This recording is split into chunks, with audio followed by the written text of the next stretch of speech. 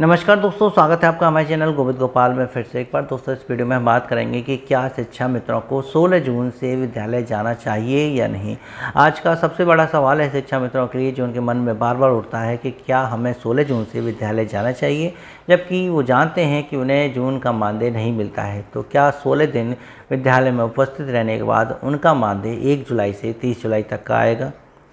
ये सवाल है और इसी का जवाब ढूंढने का प्रयास शिक्षा मित्र कर रहा है, क्योंकि अब इस बार ग्रीष्म अवकाश केवल 15 जून तक थे। 16 जून से विद्यालय खुलेंगे तो उसमें सभी सहायक अध्यापक, प्रधानाध्यापक तो जाएंगे ही, साथ ही शिक्षा मित्र और अनुदेशक जाएं या नहीं जाएं, ये सवाल उनके मन में आ रहा है।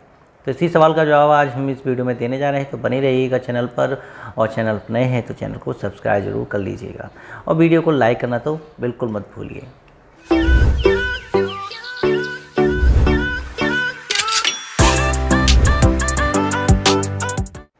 चलिए, हम बात कर रहे थे कि क्या शिक्षा मित्रों को 16 जून से स्कूल जाना चाहिए या नहीं। तो हम बताते हैं कि अभी जो हृदय दुबे हैं, उत्तर प्रदेश दूरस्थ बीटीसी शिक्षा मित्र संघ के जो प्रदेश उपाध्यक्ष हैं, उन्होंने भी यही बात कही है कि 16 तारीख से 16 जून से शिक्षा मित्रों को स्कूल जाना है। इसमें कोई शंका की बात नहीं है।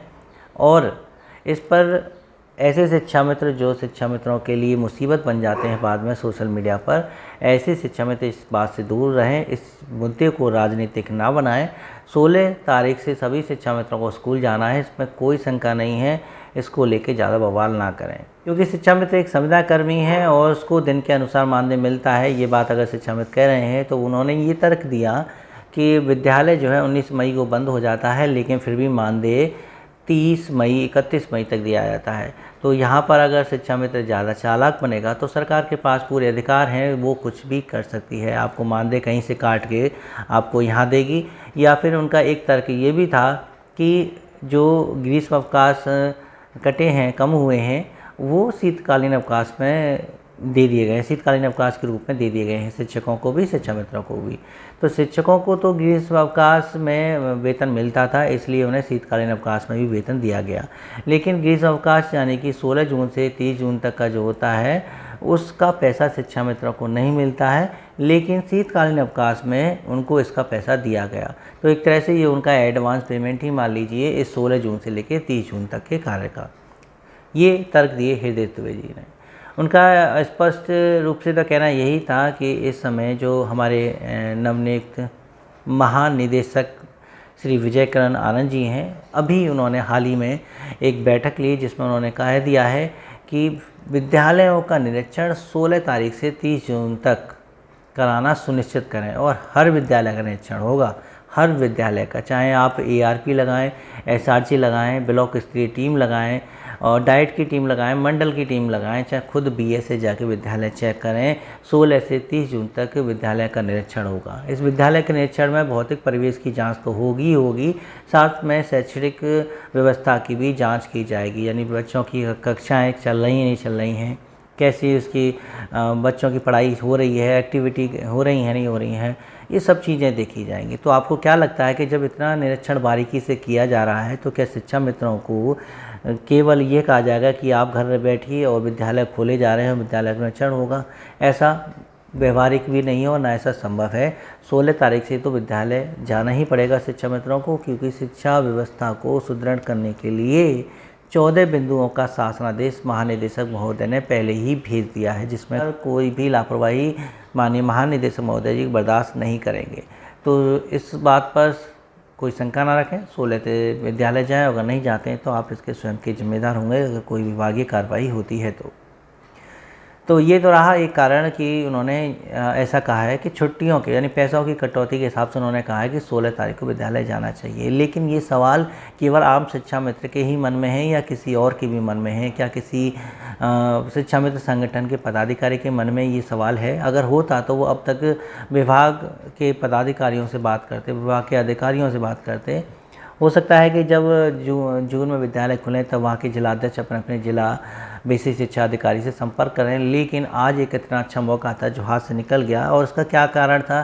शायद उनके पास ये बात नहीं पहुंची होगी, उनके संज्ञान में नहीं होगी, या वो इस बात को इतना महत्वपूर्ण नहीं समझते होंगे कि वो ये बात इतने बड़े पदाधिकारी से या इतने बड़े अधिकारी से पूछें। कौन थे वो? आप जानते हैं, आज आदर्श समायोजित शिक्षक शिक्षाविद वेलफेयर एसोसिएशन के जो प्रांतीय महामंत्री जी हैं कुशवाहा जी, वो आज महानिदेशक महोदय से औपचारिक भेंट करके आए हैं। उन्हें पुष्प भेंट करके आए हैं, उन्हें बधाई दे के आए हैं, उन्हें शुभकामनाएं दे के आए हैं उनके इस पद के लिए। वो फिर से महानिदेशक बेसिक शिक्षा स्कूल शिक्षा के बने हैं और इसलिए उन्होंने वहाँ सिर्फ एक औपचारिक जो है मुलाकात की है, लेकिन उसमें कहीं उन्होंने ये जिक्र नहीं किया, ना ही उन्होंने ऐसा कोई उनसे सवाल किया है कि क्या शिक्षा मित्रों को 16 तारीख से विद्यालय जाने चाहिए या नहीं जाना चाहिए।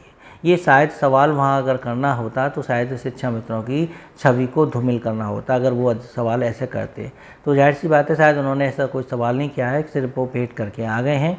हाँ, आदर्श समायोजित शिक्षक शिक्षाविद वेलफेयर एसोसिएशन के जो प्रांतीय महामंत्री हैं विश्वनाथ कुशवाहा जी, उन्होंने ये बात ज़रूर कही है कि आज हमें अपने भाई की बहुत याद आई है, क्योंकि जितेंद्र शाही जी एक्सीडेंट की वजह से आईसीयू में भर्ती हैं। तो कुल मिला के या तो शिक्षा मित्र अभी और इंतजार करें या फिर समझ लें कि 16 तारीख से विद्यालय जाना ही जाना है, इस शंका को मिटा दें। और शिक्षा मित्रों के लिए एक सामान्य बात है वैसे तो ये बताने के लिए कि मई माह का मानदेय सभी के खातों में प्रेषित कर दिया गया है। ये व्यवस्था जिला स्तर पर होती है, तो हो सकता है कि कुछ जिलों में ना पहुंचा हो, लेकिन अधिकांश जिलों में मई माह का जो मानदेय है वो शिक्षा मित्रों के खाते में पहुँच चुका है।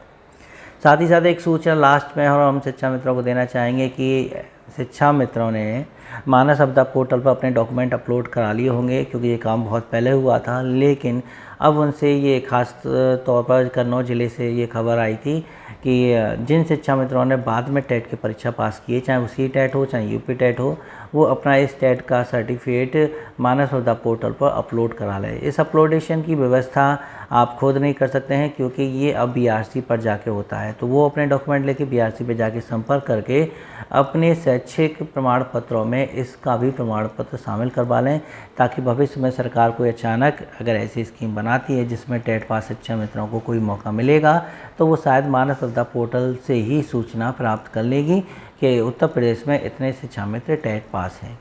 तो जब आपकी योग्यता आपकी बढ़ी गई है तो क्यों ना उसको मानस आपदा पोर्टल पर भी डलवा दिया जाए। तो इसके लिए उन्होंने वैसे तो कहा था कि 12 जून लास्ट डेट है, लेकिन अगर आप जाएंगे तो हो सकता है कि ये डेट आगे पीछे हो सकती है, लेकिन इस काम को करा लीजिएगा।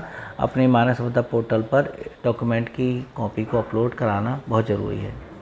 तो दोस्तों बस ये थी आज शिक्षा में से जुड़ी अपडेट, और हम ऐसी अपडेट आपको लेके आते हैं। बस आप हमारे चैनल को सब्सक्राइब करके ज़रूर रखिएगा और वीडियो को लाइक एंड शेयर करना मत भूलिएगा। हम आपसे फिर मिलेंगे अगली वीडियो में ऐसे ही कुछ नई खबरों के साथ। तब तक के लिए नमस्कार, जय हिंद।